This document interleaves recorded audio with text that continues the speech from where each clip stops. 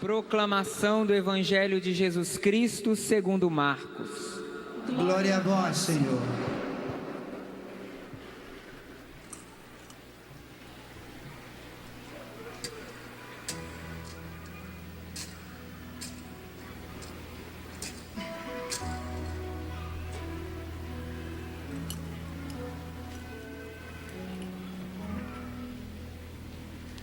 Naquele tempo, Jesus saiu de novo da região de Tiro, passou por Sidônia e continuou até o mar da Galileia, atravessando a região da Decápole.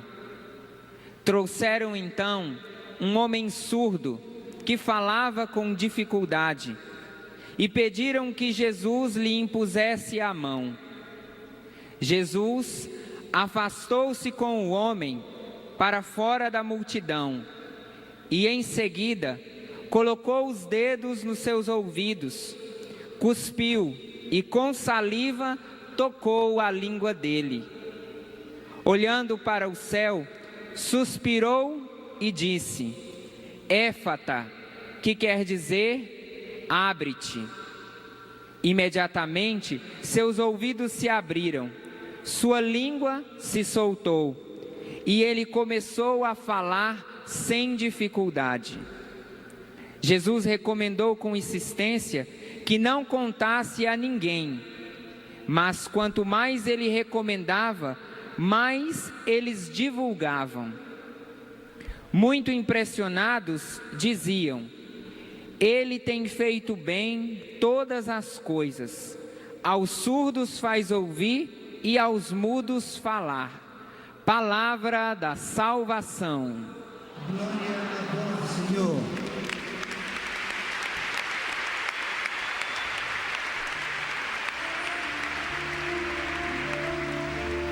Vamos nos sentar e vamos cantando juntos.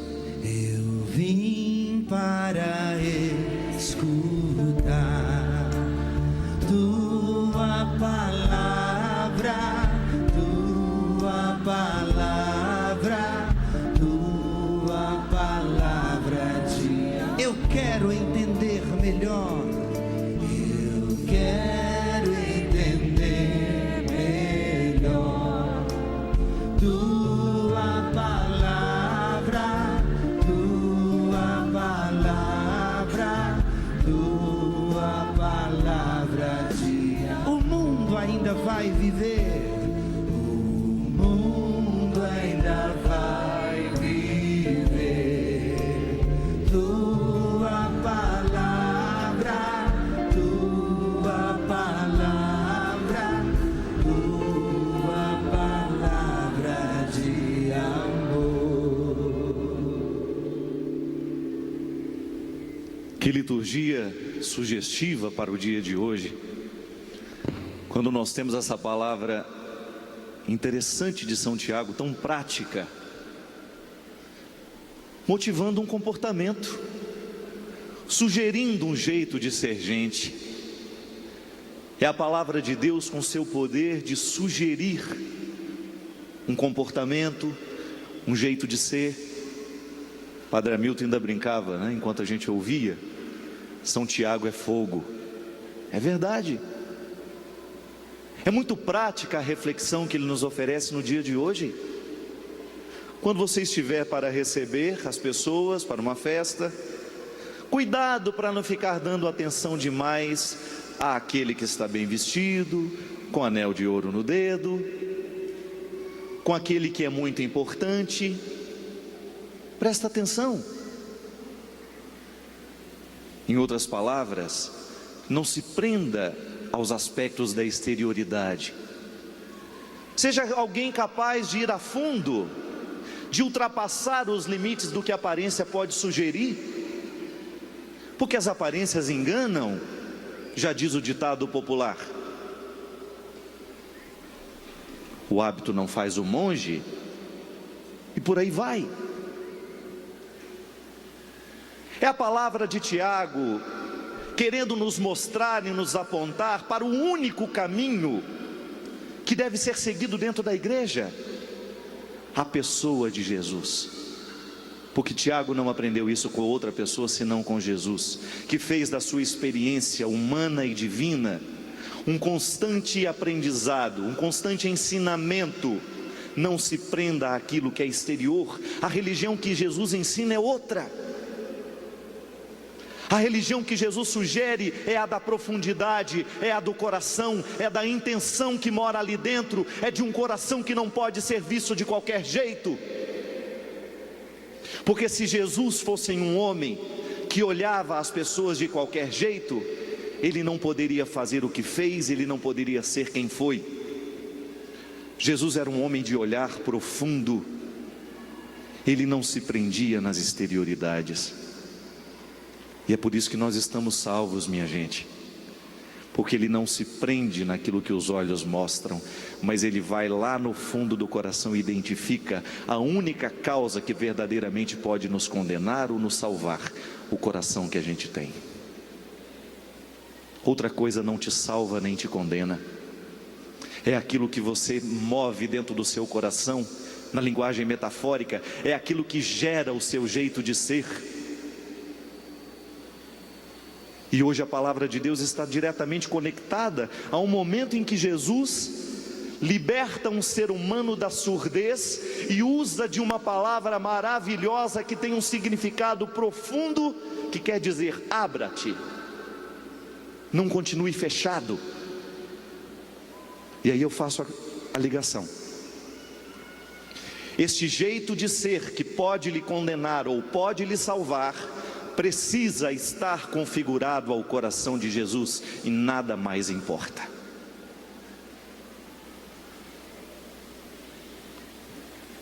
Se o seu coração estiver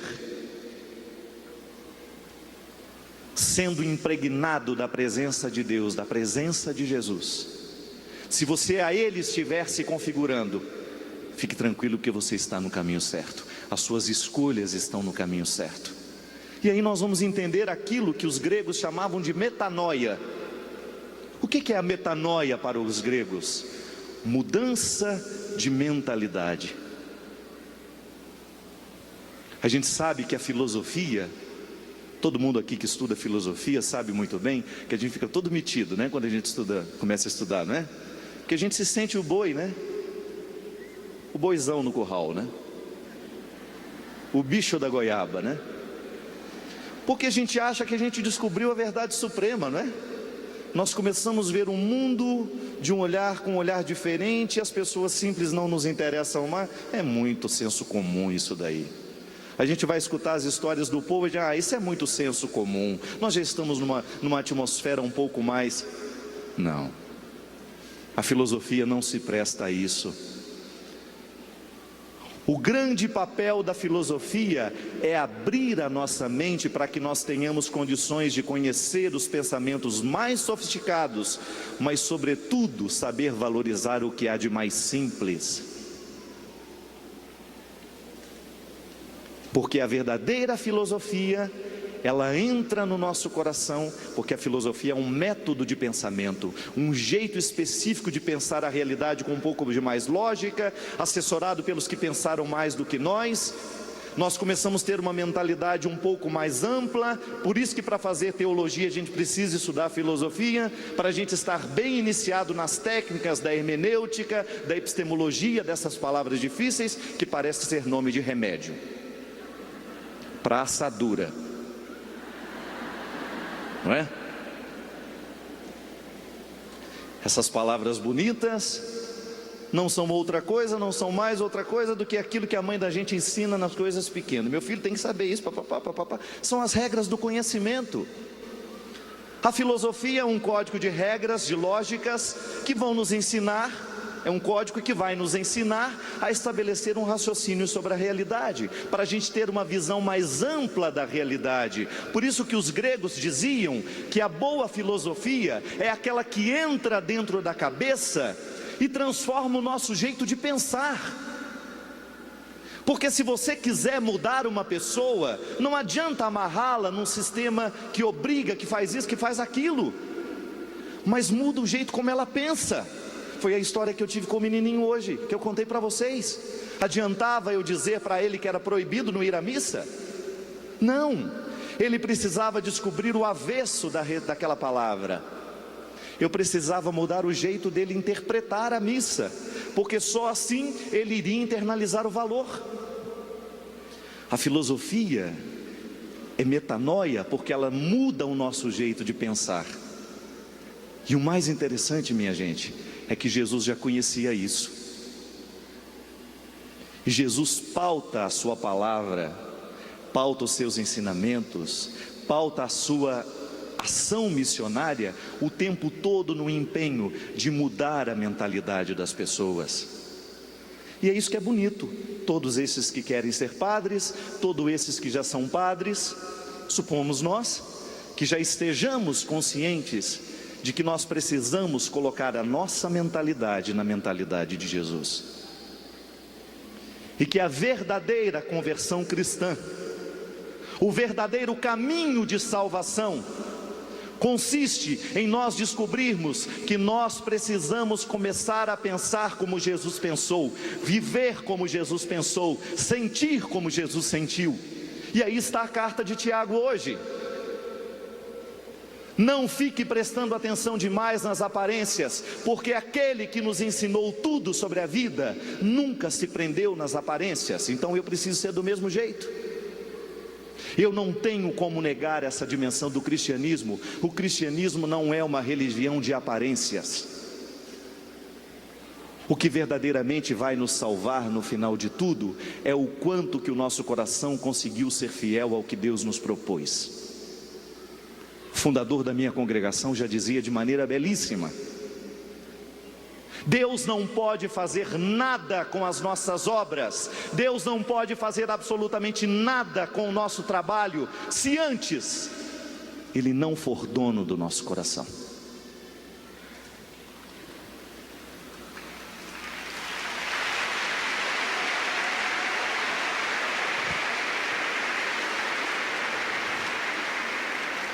Quantas vezes nós nos equivocamos na vida, achando que Deus quer o nosso trabalho?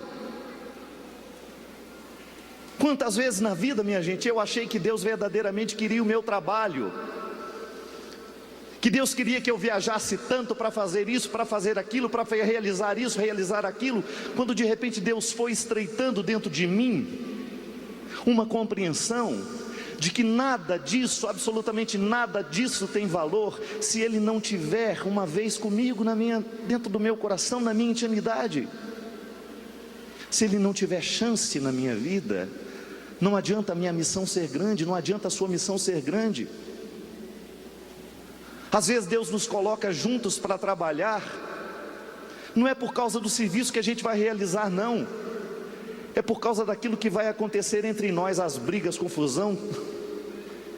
Não é verdade? Quantas vezes você falou assim: eu não volto naquele lugar lá não, só tem gente que não presta. Mas é por isso que você tem que estar lá. Porque se você abrir mão disso, você também continua não prestando. Ou às vezes você vai embora é porque você é o que não presta mais.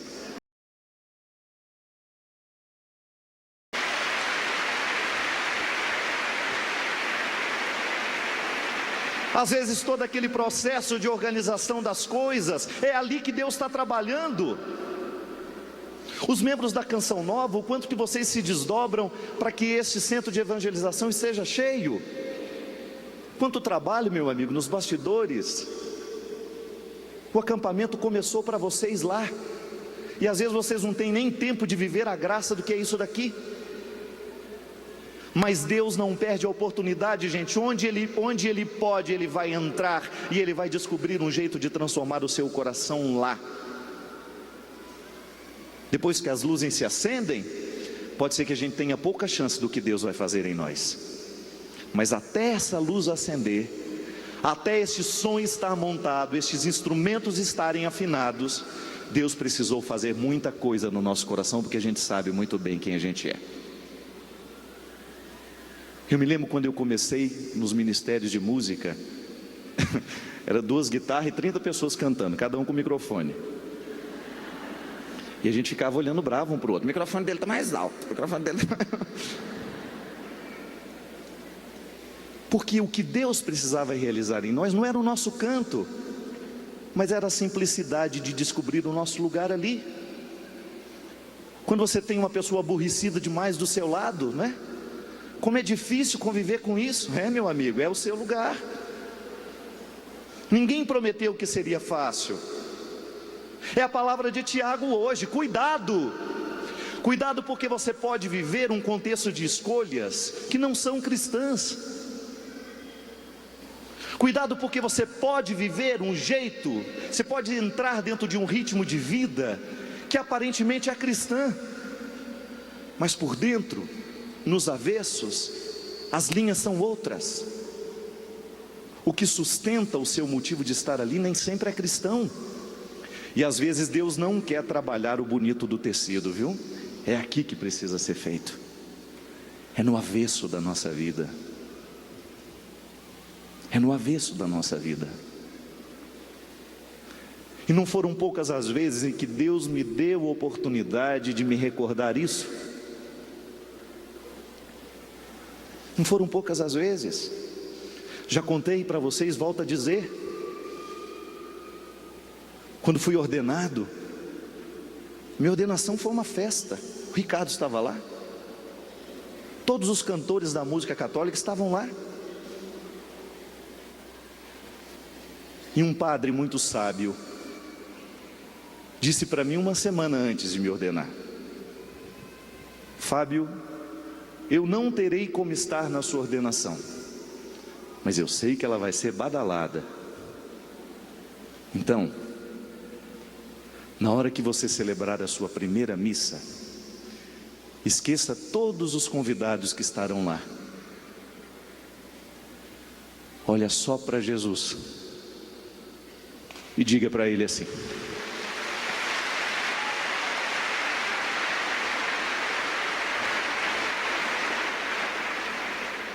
na hora da consagração, olha bem para Jesus Eucarístico e diga para Ele assim: Senhor, a festa acabou, agora sou eu e você.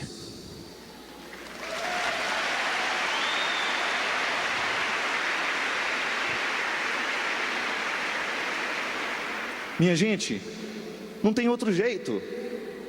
A nossa vida vai entrando num funil que de repente a gente chega lá, e agora? Sou eu e a minha escolha. O que restou do Deus que eu anunciei a todo mundo? O que ficou para o meu coração, a vida missionária que eu vivi? O que foi que de Deus, desse Deus que eu tanto cantei, desse Deus que eu tanto anunciei, o que desse Deus ficou em mim? Porque se não tiver ficado a melhor parte, eu errei em tudo que fiz. Se eu tiver dado aos outros receitas mágicas que eu não levo na minha vida, se eu aconselhei realidades que eu não trago para mim, eu gerei infelicidade, eu fui hipócrita, e isso não é o meu objetivo, não pode ser o nosso objetivo. Aquilo que nós fazemos na igreja tem que ser para nos configurar ao Cristo, senão nós estamos no caminho errado. Se você não busca no dia a dia colocar os seus olhos nos olhos de Jesus e descobrir que Ele tem predileção por você e que Ele quer viver dentro de você e que Ele quer convidar você a se transformar nele, a sua vida cristã vai ser vã. Eu fico assustado com a multiplicação de religiões nos dias de hoje. Cada dia que você liga a televisão tem um pastor novo, uma igreja nova, uma porta que se abre. Eu fico pensando que às vezes o grande problema é que nós não queremos seguir o que Jesus ensinou, que nós não queremos pautar a nossa vida no que Jesus pediu. Aí nós criamos a nossa religião, para a gente poder fazer um Deus à nossa imagem e semelhança, e Ele não nos dá muito trabalho para mudar de vida. Vá a Jerusalém se um dia você tiver a oportunidade, suba aquela via sacra e vai compreender o significado do cristianismo. De vez em quando você olha para trás, tem uns 3, 4 sem ar.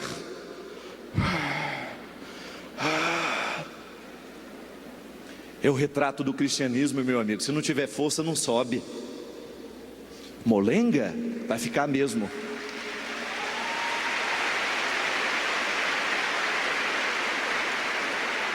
A proposta de Jesus não é para gente preguiçosa, eu volto a dizer.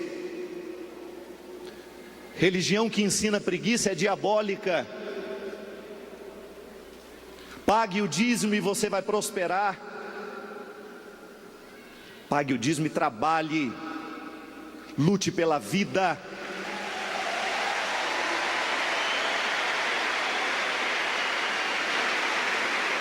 Não compreenda o sagrado como um banco em que você vem retirar os seus benefícios, não. O nosso amor a Deus tem que estar acima de qualquer coisa. A teologia da retribuição, essa não pode permanecer no nosso meio. O nosso amor a Deus tem que ser fruto de gratuidade, e aquilo que nós damos a Ele tem que ser fruto de gratuidade. Caso contrário, isso é mercantilismo, é troca. A mentalidade de Deus precisa entrar dentro de nós. O jeito de Jesus pensar tem que entrar dentro de nós. Nós não podemos mais admitir, minha gente, que a gente vá configurando o nosso coração aos poucos à mentalidade deste mundo, como nós dizíamos aqui hoje, que nos oferece todas as escolhas podres e estragadas e nos fazem pensar que isso é bonito, que isso é... Quando você percebe que você tem uma mídia, que você tem muitas vezes um canal de televisão, que você tem uma série de realidades, seja na internet, seja nos rádios, seja nos veículos abertos, que não estão nem um pouco comprometidos com aquilo que você considera valor. A pornografia, a pedofilia, situações vergonhosas que estão dentro da nossa casa e que muitas vezes nós não sabemos, porque nós ainda não estamos dispostos a escolher. A pior coisa que tem, minha gente, é você convidar uma pessoa que não tem vontade própria para jantar. E aí, vamos jantar? Vamos. O que você quer comer? Qualquer coisa. Qualquer coisa? Tá. Mas onde que a gente vai? Qualquer lugar. Não dá. Dá trabalho. É igual a pessoa: padre, você precisa resolver o meu problema. Não, minha filha, o problema é seu. Eu não vou resolver problema seu.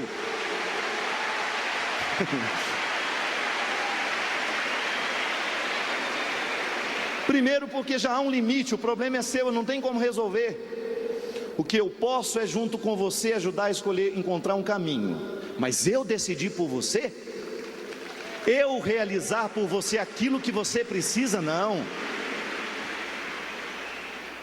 Padre, você precisa dar um jeito no meu filho. Não, não fui eu que pari esse menino, é seu.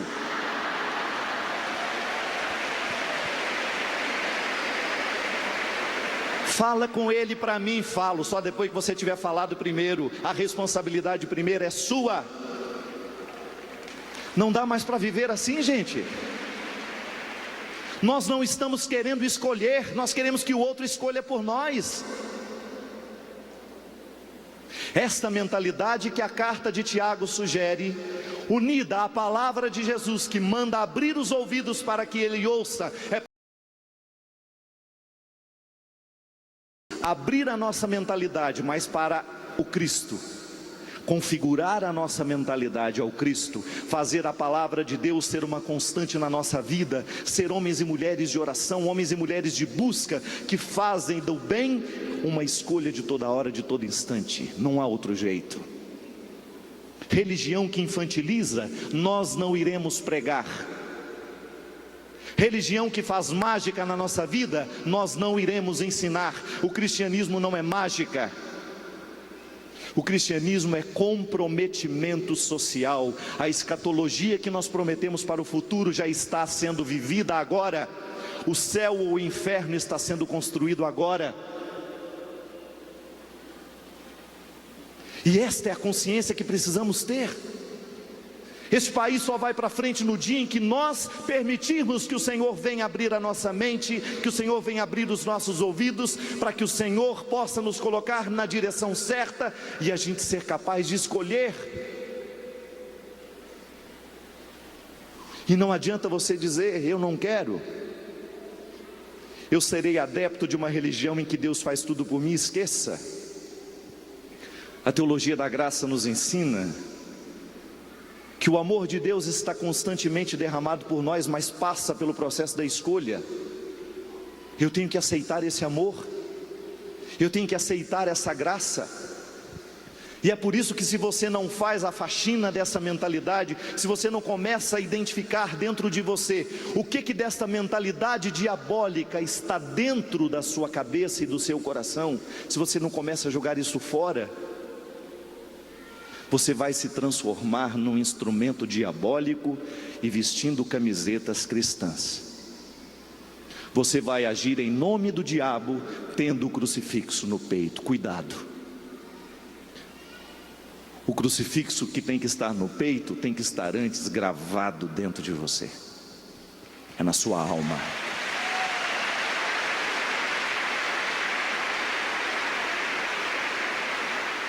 Como é que você vai identificar isso? Mergulhe no Evangelho. Mergulhe no Evangelho que mostra as escolhas de Jesus. Não tem como errar, minha gente. As escolhas dele estão aqui. É você pegar a Sagrada Escritura e você vai descobrir o que Jesus escolhia, o que Jesus falava, o que Jesus aconselhava. Não é regra, não é mágica, é ensinamento, é doutrina que a gente precisa trazer para a nossa vida e começar a desdobrar isso em atitudes. Porque senão nós não vamos chegar a lugar nenhum. Nós vamos nadar, mas nós vamos morrer na praia. E volto a dizer, a salvação e a condenação, ambas passam pelo contexto das nossas escolhas. Hoje você escolhe o que te salva ou o que te condena. Você, antes de dormir, você vai levar para a cama o que te salva ou o que te condena. Você vai dar as mãos a quem te salva ou a quem te condena. Um médico chega para você e diz: ou você para de fumar, ou você morre.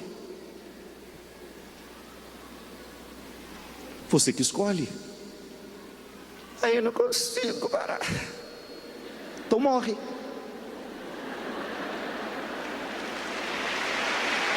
Porque parece que a pessoa, quando diz eu não consigo, ela se justifica de não fazer esforço. Você não tem o direito de não fazer esforço. Já dizia um padre muito sábio: só temos o direito de esperar pelo impossível depois que tivermos feito tudo o que nos foi possível, senão é preguiça. Oh, meu Senhor, você podia tanto me emagrecer um pouco. Não tem. Sinta os seus músculos se moverem, hein? Em apenas 10 minutos por dia você vai ter aquele abdômen que você sempre sonhou.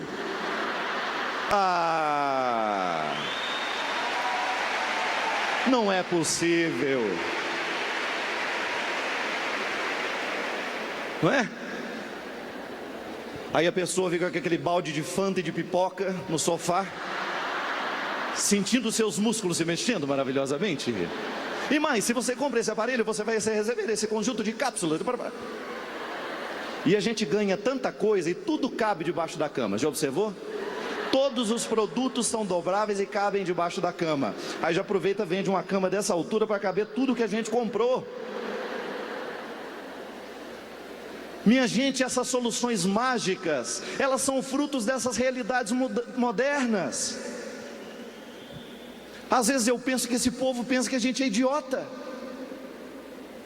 Aí mostra, né, aquela mocinha com aquele abdômen trincado, aquele rapaz, e a gente acha que é aquele aparelhinho. Vai contar mentira para outro, né? Porque para mim não. Muitas vezes as mesmas fórmulas nós queremos religiosas. Essas fórmulas do mercado que são mentirosas, muitas vezes são ofertadas também de maneira religiosa. Deposite esse valor que está aparecendo aí. E você vai ver a sua prosperidade acontecer. Tudo certo. Nós precisamos ser generosos, precisamos. Uma coisa que eu agradeço muito a Deus e que eu tenho coragem de pedir aqui para a Canção Nova, eu não peço para outra coisa, viu? Eu só peço para a Canção Nova. Ou outra campanha, ou outra aí que eu acredito.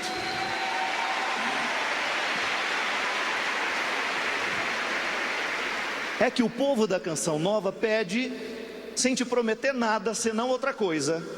A única coisa que nós prometemos aqui: a televisão, nem o rádio, nem a internet não vão sair do ar. É a única promessa que nós fazemos, não é?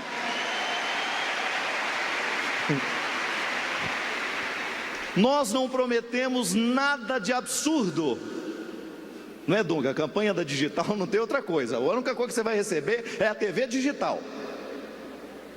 Só que nós acreditamos que quando você está em casa, você acompanha o Sorrindo para a Vida, você reza, quando você assiste o PHM, Trocando Ideias, a escola do professor Felipe, quando você vai sorvendo aos poucos uma palavra que tem o poder de entrar na sua mente e transformar o seu coração, aí a gente descobre que a melhor recompensa que nós podemos oferecer é a salvação que entra na sua casa através do seu ouvido.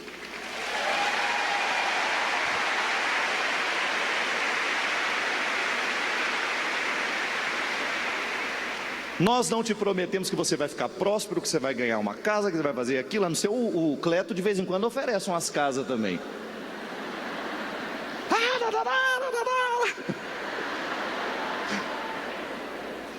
Mas nós não prometemos absolutamente nada que nós não podemos fazer.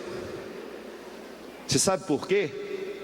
Porque depois que Deus acontece na sua vida, você tem que dizer a mesma coisa que o padre me sugeriu: Senhor, a festa acabou, agora sou eu e você.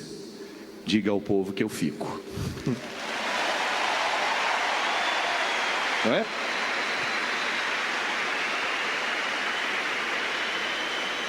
Acabou a festa, desmontou tudo, nós voltamos para casa, e aí? Se a minha alma não continuar iluminada, de nada serve tudo isso, minha gente.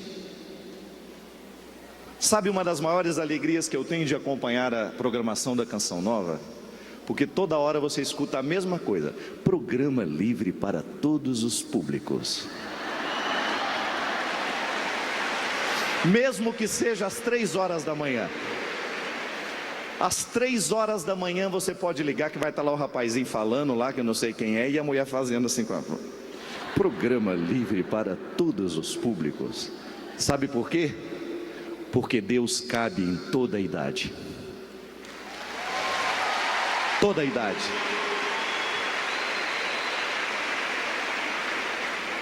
E tantas iniciativas cristãs pelo mundo, que estão 24 horas dando o sangue pelo Evangelho, minha gente. Eu fico pensando na ação maravilhosa desta igreja, pelas paróquias afora, com os padres presidindo as suas missas todos os dias, as pastorais que funcionam, mesmo de maneira precária. Eu me lembro que quando eu trabalhava na zona rural, lá em Taubaté, às vezes a gente tinha umas equipes de canto que tinha vontade da gente chorar. Meu Pai de misericórdia, quando começava aquele violão eu pensava: o inferno vai baixar aqui agora. Mas eu pensava isso à luz da minha vaidade. Aí uns 2, 3 vezes que eu fui, eu descobri que aquele violão afinado não está nem desafinado, não está nem aí para aquele povo quer rezar. Eu, com meu enjoamento, fazia a postura antipática da carta do Tiago ali. Meu Deus, como é que pode? Como é que pode? Deus age.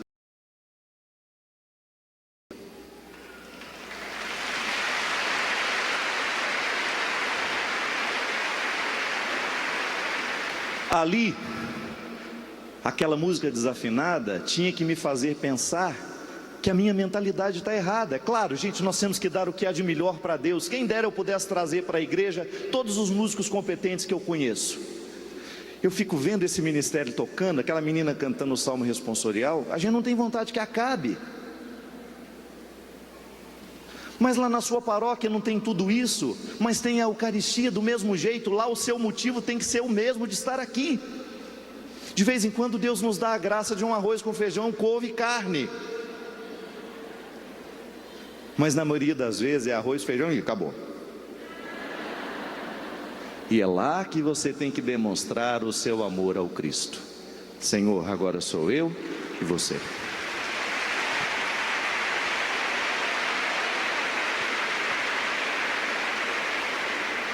Esse ouvido tem que ser aberto, minha gente. A sua mentalidade, a minha mentalidade, nós precisamos transformar tudo isso. Porque senão nós vamos fazer a nossa religião, o nosso segmento de Jesus, uma coisa qualquer, e não pode ser uma coisa qualquer. Tem que ser envolvimento. Presta atenção em Jesus e não despregue os olhos dele. É o caminho que a igreja nos oferece. É a maior riqueza que a igreja tem a oferecer ao mundo. É o Cristo. E esta é a vigilância que a própria igreja precisa viver dia e noite, que movida na ação do Espírito, mas comandada por homens, ela não pode se desprender do compromisso de entregar o Cristo ao povo, através dos sacramentos, através da palavra, através da caridade, através do exemplo, através da vida. Cada um entrega Jesus como pode. Eu lhe entrego Jesus através do meu ministério assumido. Os padres nos entregam Jesus a partir do ministério assumido. Vocês nos entregam Jesus através da música. A irmã lá no hospital agora está entregando Jesus ao paciente que ela está cuidando através do serviço dela, trocando fraldas naquele paciente que não tem condições de levantar para ir ao banheiro. A igreja entrega o Cristo na caridade de uma mulher chamada Irmã Dulce, que revolucionou a Bahia. Uma mulherzinha desse tamanho.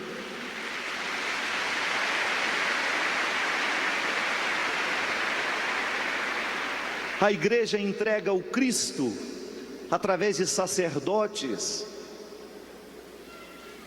com brilhantes talentos, como foi Padre Antônio Vieira, um excelente pregador. A igreja nos entrega o Cristo através de um homem chamado João Paulo II, que até os últimos momentos da sua vida esteve à frente dessa igreja.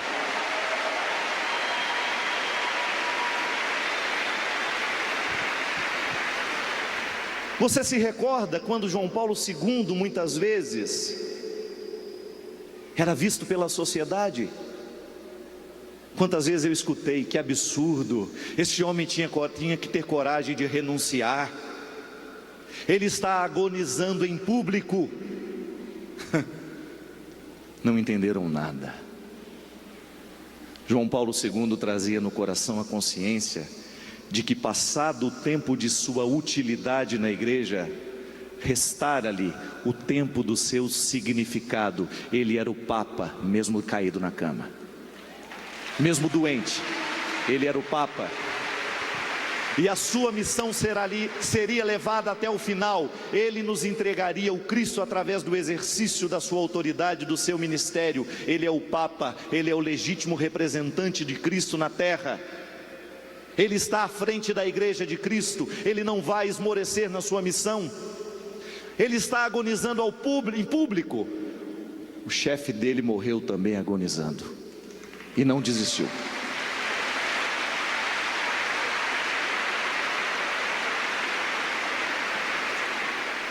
Quem não se recorda? Foi neste lugar. Dá um Mi maior para mim aí, rato. O sapo. Chamei de rato, mas é sapo. Na pressa. Quem não se lembra? Entrando por este lugar, de um jeito que nós jamais poderemos nos esquecer, cantando assim: alô, meu Deus, fazia tanto tempo que eu não mais te procurava.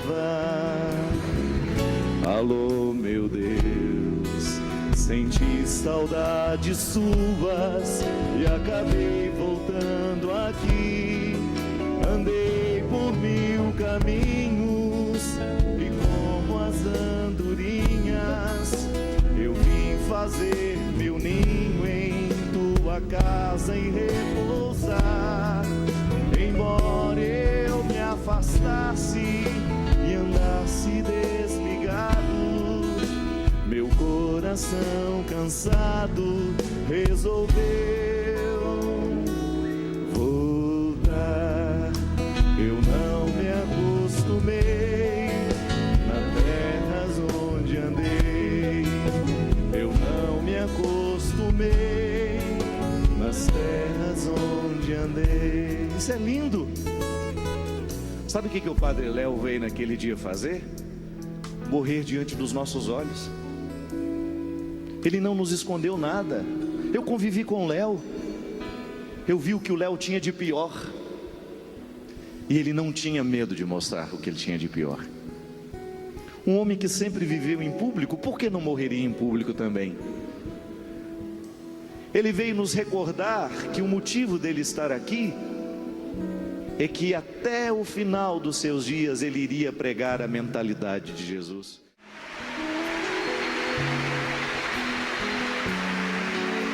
Minha gente, são os mártires dos nossos dias, são os santos dos nossos dias. Eu não me acostumei onde andei, eu não me acostumei. Aí do centro de evangelização nós vamos lá para Recife e Olinda, onde um homem baixinho revolucionou o estado do Pernambuco, Dom Helder Câmara. Um ser humano raro, um ser humano raro que fez a opção pelos pobres até o último momento da sua vida. Sabe por quê? Tinha dentro dele a mentalidade de Jesus, não se conformou às mentalidades modernas, atuais, que nos fazem esquecer os valores que Jesus nos ensina, que faz com que a gente entre dentro do profundo do ser humano e valorize aquilo que ele tem de melhor. Gente, o ser humano que não se conforma com a mentalidade do mundo e que se configura a diferença na história. É o que a gente precisa fazer, a diferença na história. Nós precisamos estar nos nossos tempos, nos nossos lugares, nas nossas paróquias, nas nossas famílias, exercendo este poder de transformação. É na mentalidade que Deus tem que entrar, para que quem sabe um dia você tenha a graça de fazer o mesmo que o Léo fez. Ter a graça de criar uma comunidade maravilhosa, ter a graça de fazer a obra de Deus acontecer no coração dos miseráveis. Quando eu ia ver Betânia com o Léo, eu entendi o coração dele. Léo, como é que você pode gostar de tanta gente feia, Léo? Tudo desdentado, aquele povo esquisito que você jamais gostaria de chegar perto. Ele riu. Eu sou assim por dentro, meu filho. Eu sou assim por dentro.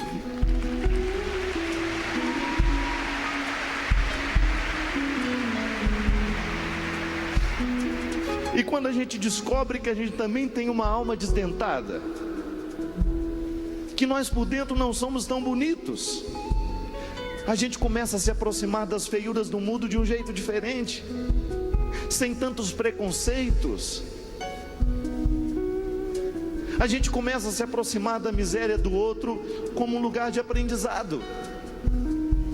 Quantas vezes, minha gente, o que há de pior e o de mais cruel dentro do processo religioso é isso.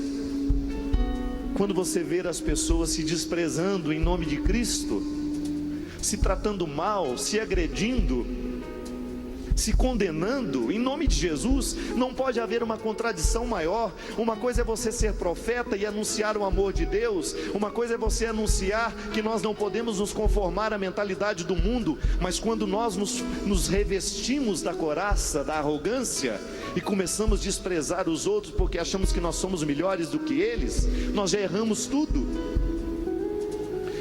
Porque senão Tiago não diria o que disse. E Jesus não iria se aproximar de quem ele se aproximou. É esta mentalidade que nós precisamos transformar em nós, é essa surdez que nós precisamos perder. Nós não podemos mais continuar configurados ao mundo do preconceito, ao mundo das apreensões rápidas. Não, nós precisamos ir aonde Deus quer que a gente vá, e a gente vá buscar aqueles que estão precisando de nós. E o mais interessante é quando a gente descobre que nós precisamos ser atingidos por essa ação. A sua alma desdentada também, quando você não sabe o que fazer com ela. Uma vez eu encontrei uma mulher totalmente defeituosa, totalmente, o corpo todo retorcido, o rosto jogado já para trás, sofria de uma doença, de uma esclerose que foi atrofiando. Ela estava jogada numa cadeira, minha gente, e quando ela me viu, ela percebeu o meu desconcerto. Eu fiquei envergonhado com aquilo que ela me causava. Ela sorriu para mim e me disse assim: não se preocupe não, padre, é assim mesmo que os outros me encontram. O senhor não está sendo diferente não. Só uma alegria eu tenho de ser assim. Os meus maiores defeitos eu não tenho como esconder. Estão todos aqui.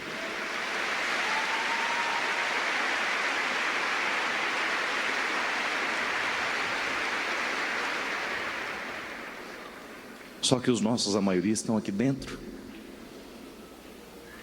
Estão aqui dentro. A gente tem medo deles. A gente não sabe o que fazer com eles. Aproxime-se de Jesus. Jesus tinha predileção por gente assim. Essa história de amor é possível. Deixe cair tudo. Que sobre apenas este momento, você diante do seu Senhor. É dele que você precisa. Prenda os seus olhos nele. Esteja com ele. Viva para ele. E permita que o Senhor venha lhe colocar nessa consciência. Permita que o Senhor mude a sua mentalidade. Seja um parceiro da bondade, seja um parceiro das coisas boas nesta vida. Descubra que esta Eucaristia pode ter repercussão dentro de você. Leve Deus para sua casa. Leve Deus para sua vida. É a única riqueza que a Canção Nova hoje tem a oferecer a vocês. É a maior riqueza que a igreja tem a oferecer ao mundo. É a pessoa de Jesus. Viva com Ele. Viva nele, viva para ele.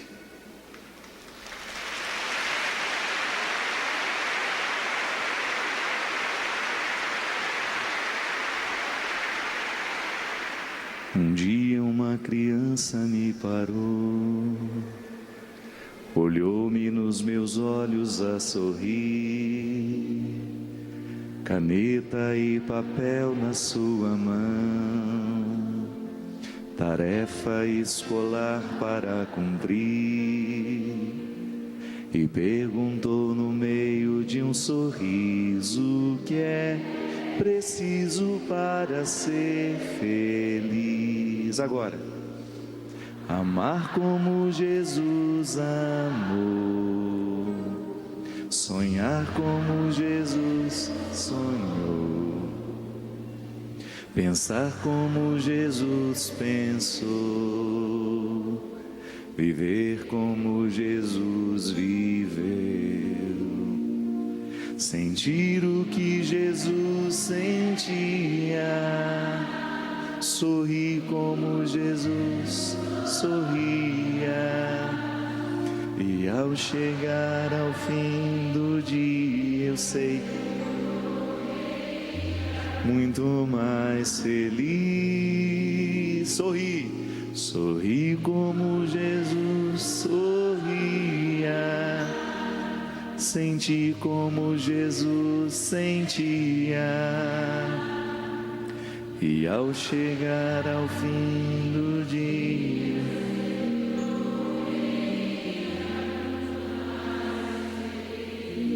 minha gente, tem uma coisa melhor nesse mundo que a gente dormir feliz? É bom demais, né? Isso é uma promessa que nós podemos oferecer a você. Se você pautar a sua vida na pessoa de Jesus, você pode ter certeza que você vai dormir muito mais feliz todos os dias. Se você conseguir no seu dia a dia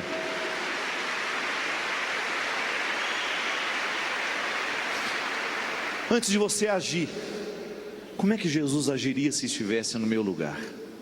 Como é que Jesus falaria se estivesse no meu lugar? Como é que Jesus olharia se estivesse no meu olhar? É disso que nós estamos falando. É disso que nós estamos falando. Conversão, mudança de mentalidade,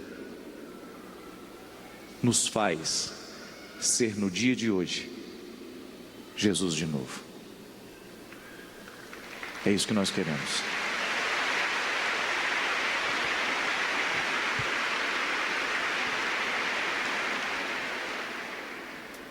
Fica de pé.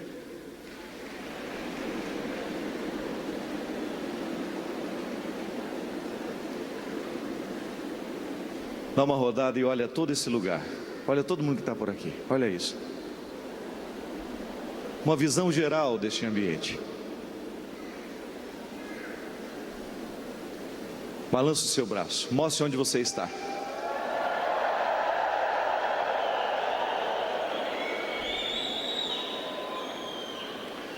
Você já imaginou o poder de transformação que nós podemos ter no mundo? Nós seremos esparramados pelo Brasil, voltaremos às nossas casas, e se a gente pudesse poder dizer, aonde cada um de nós chegar, Jesus chegará também. Aonde cada um de nós chegar, Jesus chegará também.